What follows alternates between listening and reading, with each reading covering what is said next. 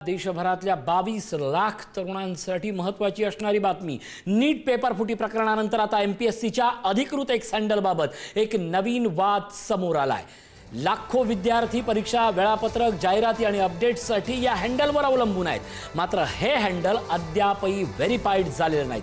त्यामुळे सोशल मीडियावर बनावट अकाउंट्स तयार होऊन विद्यार्थ्यांची दिशाभूल होण्याची आणि अफवा पसरण्याची मोठी भीती व्यक्त केली जाते। कोणताही मोठा गोंधळ उडण्यापूर्वी आयोगाने हे हँडल तातडीने व्हेरीफाय करावं अशी मागणी स्पर्धा परीक्षा देणाऱ्या विद्यार्थ्यांनी केली आहे।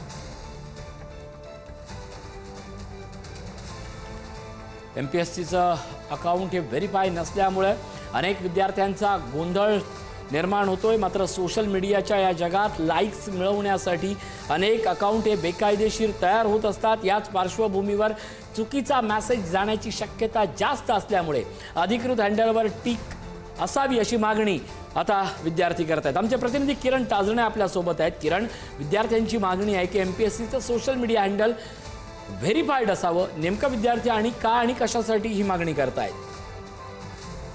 अगदी खरं आहे। ज्या पद्धतीनं एमपीएससीचे जे स्पर्धा परीक्षा देणारे जे विद्यार्थी आहेत त्यांच्याकडनं या सगळ्या दरम्यान वेळोवेळी महाराष्ट्र लोकसेवा आयोगाकडनं जे अपडेट येतात त्याबाबतसाठीचं जे त्यांचं व्हेरीफाईड अकाउंट आहे ते असणं अपेक्षित आहे। मात्र जे महाराष्ट्र लोकसेवा आयोगाचं जे एक्स हँडल जे आहे ते व्हेरीफाईड नाहीये आणि त्यामुळे मोठा गोंधळ देखील निर्माण होऊ शकतो। अशा स्वरूपाची स्थिती देखील यापूर्वी अनेकदा उद्भवलेली आहेत। अनेक शासकीय ज्या वेबसाईट असतात त्याला अत्यंत मिळती जुळती अशा स्वरूपाचे शब्द वापरून साईट ओपन केले जातात। एखादं अक्षर जरी बदललं तरी तशा स्वरूपाची माहिती देऊन दिशाभूल देखील केली जाऊ शकते किंवा एखादा नवीन गोंधळ देखील निर्माण होऊ शकतो। आपण जर बघितलं तर आता सध्या नीटच्या संदर्भानं मोठा गोंधळ देशभरामध्ये सुरू आहे आणि अशा सगळ्या परिस्थितीमध्ये जे अधिकृत वेबसाईट असतात त्यावरनं जर एखादी अधिकृत माहिती दिली तर त्याचं पालन देखील अनेक उमेदवारांकडनं केलं जातं। मात्र अशा सगळ्या स्थितीमध्ये अकाउंट जे आहे ते व्हेरीफाईड असणं अपेक्षित आहेत। मात्र तसं नसल्यामुळे हे अकाउंट व्हेरीफाईड असावं अशा स्वरूपाची